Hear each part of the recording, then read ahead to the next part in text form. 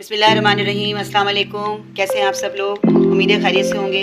आज मैं एक नई रेसिपी लेकर आई हूँ। नई तो नहीं है, मिठाइयाँ में तो बहुत पुरानी है ये, लेकिन अभी ये बहुत कम होती जा रही थी, तो मैंने सोचा कि चले मैं आज आपको ट्राई करती हूँ। मैं आज आपको कराची हलवा बनाने की रेसिपी बताऊँगी, तो चलिए शुरू करते हैं। सबसे पहले कढ़ाई में 1 कप पानी और 2 कप शक्कर डालेंगे और इसको हम मेल्ट करेंगे।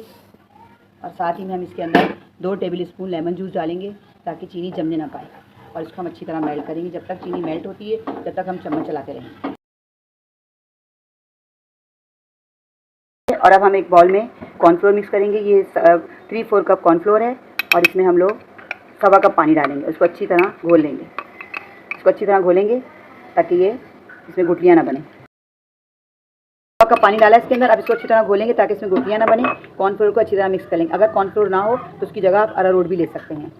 चीनी के शीरे को हम मुस्तकिल पकाते रहेंगे और अब हम इसे 3 से 4 मिनट और पकाएंगे और देखेंगे कि इसकी चाशनी कितनी बन रही है। जब हम इसका कतरा टपकाएंगे और आखिरी कतरा जब लंबा तार बनेगा तो समझ जाइएगा कि शीरा तैयार है। लेकिन अभी आखिरी कतरा की तार नहीं बन रही है, इसलिए अभी हम इसको 30 सेकंड के लिए और पकाएंगे।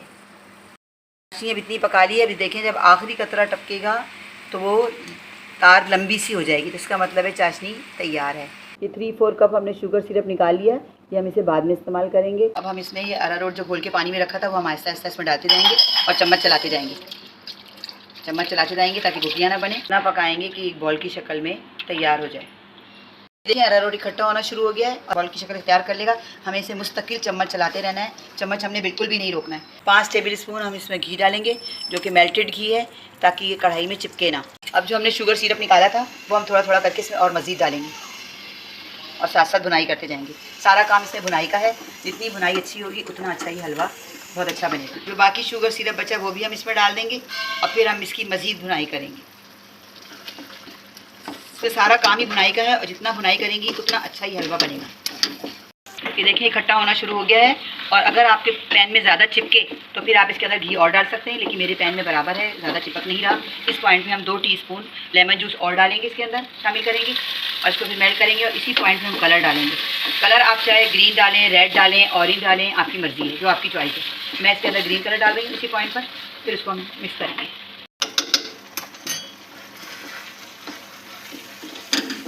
कलर को अच्छी तरह मिक्स करेंगे कि मैं थोड़ा सा छुरी की नोक में इसको लूँगी और थोड़ी देर इसको ठंडा करके फिर मैं आपको बताती हूँ कि इसके तैयार होने का क्या तरीक़ेकार है।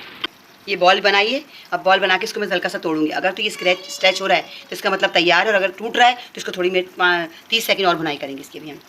इसके अंदर थोड़े से चारों मगज़ ये डालेंगे हम इसके अंदर। और आप अपनी मर्ज़ी से जो भी दिल चाहे आप ड्राई फ्रूट डाल सकते हो। थोड़ी कतरी हुई बादाम डालूंगी मैं इसके अंदर और थोड़ी सी ऊपर मैं गार्निश के लिए रखूँगी। अब इसको हम मिक्स करेंगे और एक पैन मैंने पहले से ग्रीस करके रखा हुआ है उसमें निकालेंगे और हम इसको जमा देंगे। अब इसको हमने एक पैन में निकाल लिया है।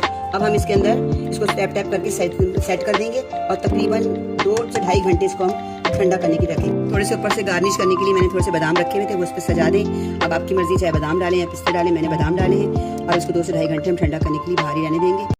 ये देखिए हमने इसे 1.5 घंटा रखा है तो ये सेट हो गया है। अगर आप ज़्यादा टाइम रखना चाहें तो बेशक ज़्यादा टाइम भी रख सकते हैं। ये सेट हो गया। उसके साइड मैंने छुड़वाऊंगी, किनारे छुड़वा रही हूँ उसके मैं तकरीबन।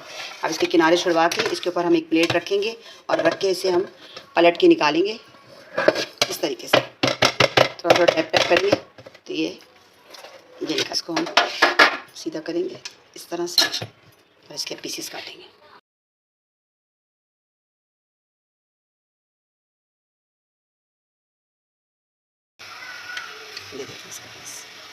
बिल्कुल जेली की तरह सॉफ्ट भी है। लीजिए मज़ेदार कराची हलवा तैयार है। और ये पहले बहुत मशहूर होता था, हर मिठाई के डब्बे में लाजमी एक ही पीस लाजमी होता था।